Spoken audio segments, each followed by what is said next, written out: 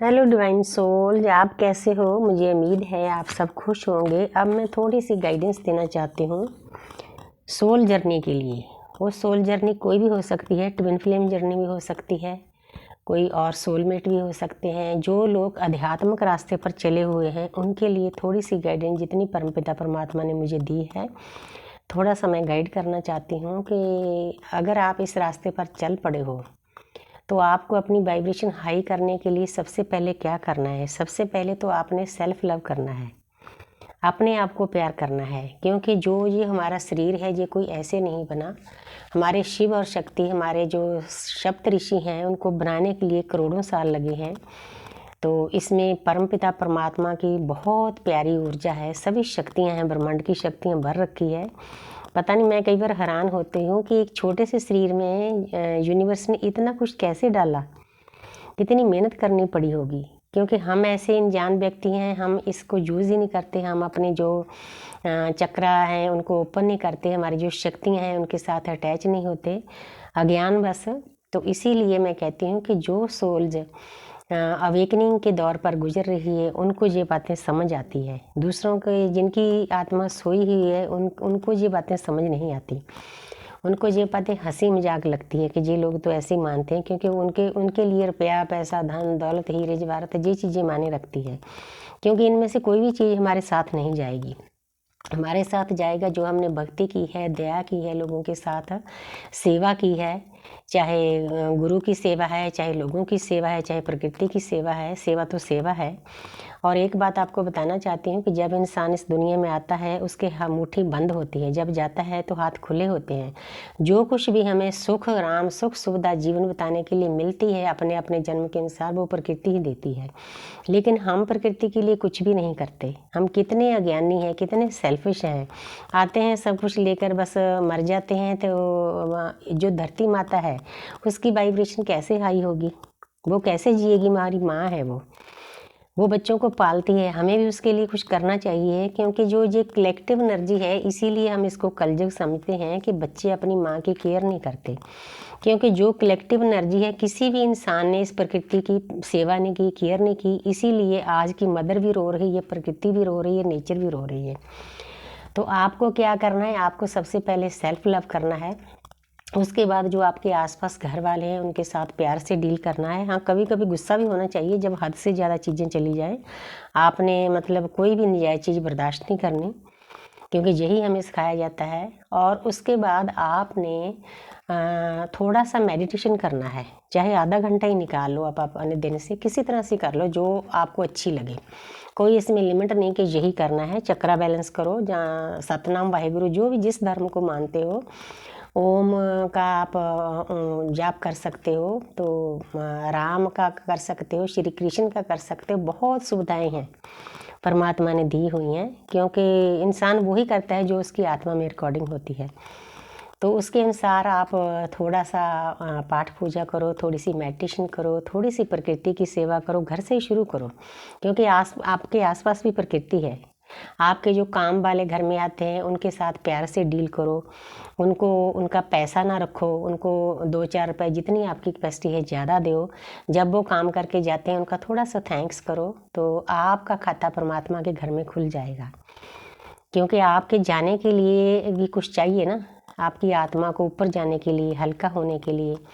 तो पहले तो आप सेल्फ लव करोगे, परमपिता परमात्मा खुश होंगे, आपकी वाइब्रेशन होगी, हाई होगी। अगर हमारी वाइब्रेशन हाई होती है तो नेगेटिव चीज़ें, तो जो हमारे आसपास नेगेटिव पॉजिटिव सब कुछ होता है।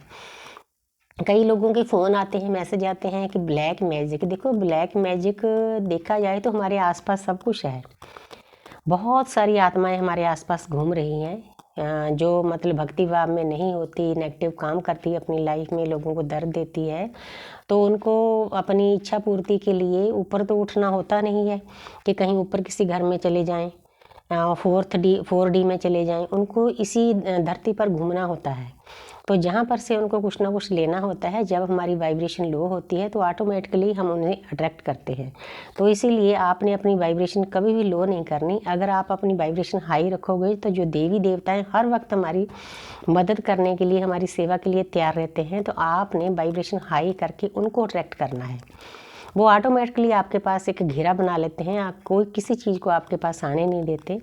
जैसे जैसे आपके अंदर भक्ति भाव, सेवा भाव, आपकी वाइब्रेशन हाई होती है, वैसे वैसे अच्छे अच्छे जो मास्टर सोल जो होती हैं वो भी अपनी आपकी मदद करने के लिए तैयार होती है। हमारे पितृदेव होते हैं वो भी आते हैं, हमारे एंजल होते हैं वो भी आते हैं, जो हमें जन्म से दिए होते हैं, क्योंकि आस्ते आस्ते आस्ते आस्ते आपके साथ एक बहुत प्यारी सी सोल फैमिली जुड़ जाती है। ये एक यूनिवर्स का प्रोसीजर है। बस हमें इतना करना है, सबसे पहले सेल्फ लव करना है, प्रकृति की सेवा करनी है, अपनी वाइब्रेशन को हाई करनी है। अगर आप आस्ते आस्ते ऐसा करोगे तो आप उस परमपिता परमात्मा की ऊर्जा से भर जाओगे, तो आपको अपने आप से किसी की चीज़ की कमी नहीं लगेगी। आप इस लोक में रहकर बिल्कुल शांत हो जाओगे, क्योंकि मेरा अपना एक्सपीरियंस है। मतलब मेरे आसपास इतना कुछ परमात्मा ने दिया है, हालांकि मैं बहुत ज़्यादा अमीर नहीं हूँ, लेकिन मैं अपने आप को अमीर समझती हूँ। वो इसीलिए समझती हूँ कि जिस घर में परमात्मा ने मुझे जन्म दिया है, मुझे इतनी चीज़ें दी हैं, इतनी चीज़ें दी हैं, तो मैं हर वक्त थैंक्स करती हूँ परमात्मा का, क्योंकि परमात्मा मैं तो इसके लायक नहीं थी जो आपने दिया है। कहीं से भी दिया है, कहीं बेटे बहू ने दिया है, कहीं बेटी जमाई ने दिया है, कहीं और कहीं से आया है, कोई दोस्त मिस्त्र ने दिया है, कोई घर से मिला है, कुछ भी मिला है, कहीं से मिला है, मिला तो है ना। तो किसने दिया? प्रकृति ने। इसलिए हर वक्त हमें प्रकृति का शुक्रगुजार होना चाहिए, इसकी वाइब्रेशन हाई करनी चाहिए, इसका थैंक्स करना चाहिए। वो हमारी माँ है। माँ हमारी रो रही है क्योंकि बच्चे उसका ख्याल नहीं रख रहे, इसीलिए सभी माएँ इस वक्त रो रही है। बच्चे कलेक्टिव जो एनर्जी है, बेटे बहुएँ हैं, वो उनका ख्याल नहीं रख रहे। तो वो जो जन्म देने वाली माँ का ख्याल नहीं रख रहे, वो प्रकृति का ख्याल कैसे रखेंगे? उनको तो पता ही नहीं प्रकृति क्या है, बस लेना लेना ही सीखा है। क्योंकि गिव एंड टेक का रिश्ता होना चाहिए, लेकिन हमारी जो जर्नी है इसमें तो गिव एंड टेक भी काम नहीं आता। ट्विन फ्लेम जर्नी में बस हमें तो अनकंडीशनल लव करना है। सबसे पहले सेल्फ लव, फिर अपना जो आदि आत्मा है उसको अनकंडीशनल लव। कोई इच्छा नहीं, मिलना ना मिलना कोई माने नहीं रखता, बात हुई ना हुई माने नहीं, क्योंकि लोग इस प्यार को दुनियादारी का प्यार समझते हैं, गलत समझ लेते हैं, घर वाले भी गलत समझते हैं। कोई बात नहीं, आस्ते आस्ते यूनिवर्स सब समझा देगी। जैसे कोरोना के टाइम में इंसान को सब कुछ समझा दिया था, वैसे ही यूनिवर्स के अपने तरीके हैं समझाने के लिए। हमें उस चीज़ की चिंता नहीं करनी, हमने फ्लो के साथ चलना है। तो इसीलिए बस थोड़ी सी गाइडेंस थी कि आप थोड़ा थोड़ा करके आगे बढ़ोगे ना, तो परमपिता परमात्मा अदृश्य शक्तियाँ आपको गोद में बिठा लेगी, हर वक्त आपकी मदद करेगी, तो आपकी वाइब्रेशन हाई होगी। अब मैं गाइडेंस के लिए एक कार्ड निकाल लेती हूँ। हे मेरी यूनिवर्स, हे मेरी एंजल, हे मेरी शिव शक्ति, हे मेरे राधा कृष्ण। तो हमें प्रकृति के साथ जुड़ने के लिए, हमें गाइडेंस के लिए एक कार्ड दो प्यारा सा। तो जहाँ पर है क्वीन ऑफ स्वॉर्ड्स, तो बहुत बड़ी प्यारी गाइडेंस दी है हमें यूनिवर्स ने, एंजल ने। वो आपको बताना चाहते हैं कि बच्चे जो आप दुनिया पे आ गए हो, आपके रास्ते में जो बाधाएं आ रही है, त्रुटियाँ आ रही है, नेगेटिव एनर्जियाँ आ रही है, उनको काटने की आप में हिम्मत होनी चाहिए।